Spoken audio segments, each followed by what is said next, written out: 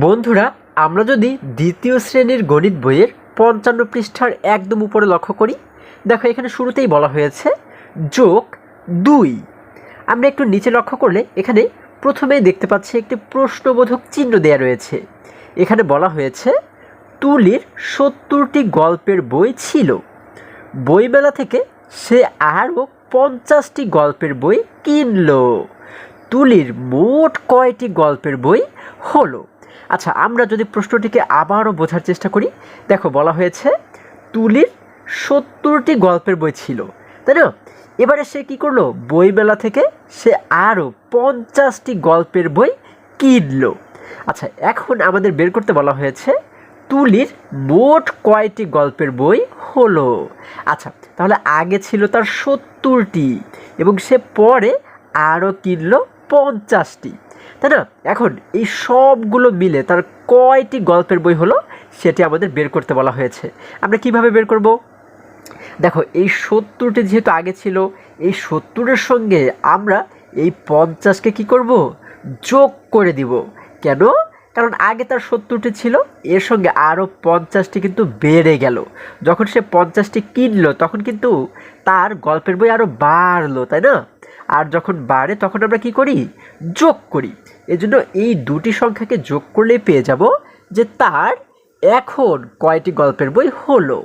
আচ্ছা, তাহলে দেখো, যদি একটু নিচে আমরা লক্ষ্য করি, এখানে একটি চিত্র দেখতে পাচ্ছি, তাই না? এই দেখো, এই চিত্রে অনেকগুলো গল্পের বই আমরা দেখতে পাচ্ছি। উপরে লেখা রয়েছে কি? দেখো, ১০ ১০ করে লেখা রয়েছে, অর্থাৎ এইখানে ১০টি, এইখানে ১০টি। তাহলে এইভাবে করে কয়টি গল্পের বই রয়েছে দেখো তো? ১০, ২০, ৩০, ৪০, ৫০, ৬০, ৭০। এখানে রয়েছে ৭০টি, তাই না? এবং পরে সে আরও কিনলো কতটি? ১০, ২০, ৩০, ৪০, ৫০। তাহলে আগে ছিল ৭০টি, পরে কিনলো ৫০টি। এখন একসঙ্গে যদি আমরা লক্ষ্য করি এখানে মোট কয়টি গল্পের বই হয়, দেখো যদি আমরা সবগুলোকে গণনা করি, দেখো কয়টি হয়? ১০, ২০, ৩০, ৪০, ৫০, ৬০, ৭০, ৮০, ৯০, ১০০। তারপর হচ্ছে কি ১১০, ১২০, অর্থাৎ সবগুলো মিলে কিন্তু ১২০টি গল্পের বই হয়ে গেল। ঠিক আছে? এই দেখো, এখানে বলা হয়েছে গাণিতিক বাক্য। তাহলে গাণিতিক বাক্যের মাধ্যমে আমরা কিভাবে করে এটিকে লিখতে পারি? আমরা প্রথমে লিখবো হচ্ছে ৭০, যেহেতু প্রথমে তার ৭০টি বই ছিল, আমরা লিখবো হচ্ছে ৭০। এর সঙ্গে আমরা যোগ করবো, তাই না? আমরা একটি যোগ চিহ্ন দিয়ে দেবো। যোগ করবো কতকে? ৫০কে আমরা লিখবো হচ্ছে ৫০। তারপরে এখানে একটি সমান চিহ্ন দিতে হয়, তাই না? ৭০ যোগ ৫০ সমান, এইখানে উত্তরটিকে লিখবো। আমরা কয়টি পেয়েছি? আমরা কিন্তু মোট পেয়েছি ১২০টি। তাহলে আমরা এখানে কি লিখবো? ১২০। কত লিখবে? ১২০। ঠিক আছে? এই হচ্ছে আমাদের গাণিতিক বাক্য। আশা করি সকলেই তোমরা বুঝতে পেরেছো। এবারে যদি আরেকটু নিচে লক্ষ্য করি, দেখো এখানে আমরা কিন্তু একটি ছেলে শিশুকে দেখতে পাচ্ছি। সে বলেছে গাণিতিক বাক্য কিভাবে লিখতে পারি। এবারে দেখো, এই মেয়ে শিশুটি বলেছে ৭০ যোগ ৫০ সমান ১২০। এটি হচ্ছে গাণিতিক বাক্য, তাই না? আমরা একটু আগে যেটি লিখেছি। ঠিক আছে? তাহলে আশা করি সকলেই তোমরা এই অঙ্কটি বুঝতে পেরেছো। এবার যদি আরেকটু নিচে আমরা লক্ষ্য করি, দেখো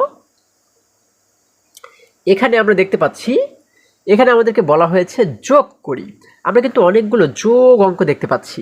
তাহলে চলো আমরা এই অঙ্কগুলো একটু সমাধান করার চেষ্টা করি। দেখো, প্রথমে ১ নম্বরে বলা হয়েছে ৮০ যোগ ৫০।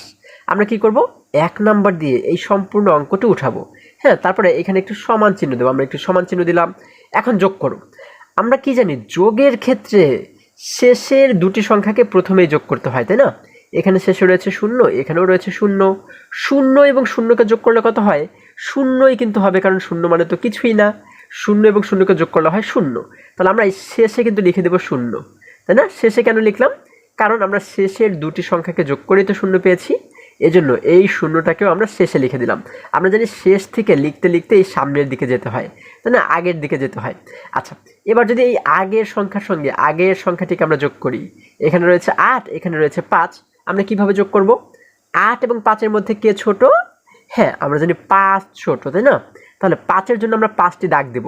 দেখো ১, ২, ৩, ৪, ৫। আচ্ছা, ৫-এর জন্য ৫টি দাগ দিলাম। এখন এই ৮-এর পর থেকে আমরা ৫ পর্যন্ত গণনা করে দেখব যে মোট কত হয়, তাই না? দেখো ৮, ৯, ১০, ১১, ১২, ১৩। কত হয়? ১৩। তাহলে আমরা এই সম্পূর্ণ 13কে কিন্তু আগে লিখে দেব 13, 1 10 3 13। তাহলে আমাদের মোট উত্তর হয়ে গেল কত? 130। এটাই কিন্তু আমাদের উত্তর। দেখো খুবই খুবই সহজ কিন্তু প্রত্যেকটি অঙ্ক, তাই না বন্ধুরা? আচ্ছা এবার দেখো যদি আমরা একই রকমভাবে যদি আমরা 3 নম্বর অঙ্কটি সমাধান করি, এখানে বলা হয়েছে 50 যোগ 90। আচ্ছা তোমরা 3 নম্বরে এই অঙ্কটি উঠিয়ে এই পাশে একটি সমান চিহ্ন দিবে। ঠিক আছে, আমরা একটি সমান চিহ্ন দিলাম। এখন যোগ করো। দেখো প্রথমে কি করব, এই শেষের সংখ্যার সঙ্গে শেষের সংখ্যাকে যোগ করব। 50-এর শেষে রয়েছে 0, 90-এর শেষে রয়েছে 0। তাহলে 0 এবং 0কে যোগ করলে কত হয়? 0ই তো হয়, তাই না? 0 এবং 0 মিলে হয় 0। আমরা এই যে শেষে লিখে দিলাম 0। ঠিক আছে, এবার এই আগের সংখ্যার সঙ্গে আগের সংখ্যাটিকে যোগ করো। এখানে রয়েছে 5, এখানে রয়েছে 9। তাহলে 5 এবং 9-এর মধ্যে কোনটি ছোট? 5 ছোট, তাই না? 5-এর জন্য আমরা 5টি দাগ দেব। এই দেখো আগেও কিন্তু 5টি আমরা দাগ দিয়েছিলাম, 1টি 2টি 3টি 4টি 5টি। তাহলে এই 5টিকে আমরা কাজে লাগাই। হ্যাঁ, আচ্ছা 5-এর জন্য 5টি দাগ দিলাম। এখন 9-এর পর থেকে 5 পর্যন্ত গণনা করো। দেখো তো কয়টি সংখ্যা হয়? 9, 10, 11, 12, 13, 14। কত হয়? 14। তাহলে আমরা এই আগে লিখে দেব 1 10 4 14। তাহলে আমাদের উত্তর হয়ে গেল কত? 140। এটিই কিন্তু আমাদের উত্তর। দেখো কত সহজে এটিকেও আমরা সমাধান করে ফেললাম, তাই না? আচ্ছা এবার যদি আমরা কোনটিকে সমাধান করবো, আমরা যদি 5 নম্বর অঙ্কটি লিখি। দেখো 5 নম্বরে বলা হয়েছে 100 যোগ 300। তাহলে আমরা এই পাশে একটি সমান চিহ্ন দিলাম।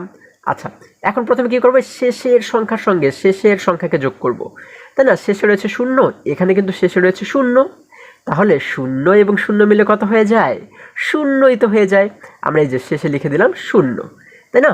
আচ্ছা এবার দেখো তার আগের সংখ্যার সঙ্গে অর্থাৎ শেষের আগের সংখ্যার সঙ্গে আমরা এই শেষের আগের সংখ্যাকে যোগ করব। এখানে আগে রয়েছে 0, এখানেও আগে রয়েছে 0। 0 এবং 0কে যোগ করলে কিন্তু আবারও 0 হয়ে যায়। আমরা এইখানে লিখে দিলাম আবারও 0। এই যে আমরা কিন্তু শেষ থেকে লিখতে লিখতে কিন্তু আমরা আগের দিকে যাব, তাই না? আমরা আগে লিখে দিলাম আরও একটি 0। এবারে প্রথম সংখ্যার সঙ্গে যদি প্রথম সংখ্যাটিকে যোগ করি, দেখো এখানে প্রথমে রয়েছে 1, এখানে রয়েছে 3। তাহলে 3 এবং 1 মিলে কত হয়ে যায়? আমরা জানি 3 এবং 1 মিলে হয়ে যায় 4, তাই না? আমরা এখানে শুরুতে লিখে দিলাম 4। তাহলে আমাদের মোট হয়ে গেল 400। প্রত্যেকটি অঙ্ককে কিন্তু দেখো আমাদের যোগ করা হয়ে গেল, আমরা উত্তর পাচ্ছি 400। এটি কিন্তু আমাদের উত্তর, তাই না?